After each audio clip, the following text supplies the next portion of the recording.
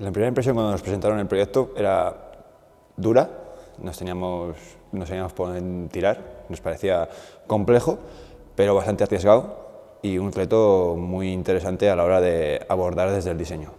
Arantzazuloek planteatu digun erronka zaila da, ze oso irekia da, eta hain aldugu kokreazioak ala gauza fisiko bat, horregatik oso zaila da alde batetik. Bestaldetik, gazteak eta instituzioak dekoten erlazioa ez da estua, eta hauxe egin aldu estutzea erlazio hau.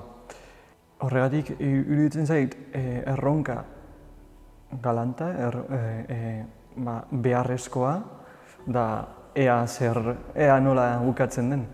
Sobre todo el tema nos ha parecido algo bastante complicado, pero un problema bastante real y en el que sobre todo estamos implicados nosotros mismos, con ganas de afrontar la semana un poco nerviosas. Venimos de una rama más industrial o más centrada en algo más técnico, que sí que ves más claro como algo tangible, entonces de repente meterte en algo que es así, que te rompe todo, meterte en lo social y luego sobre todo un tema en el que tú vas a tratarte también como protagonista y como objetivo de eso, que al final es un proyecto para jóvenes.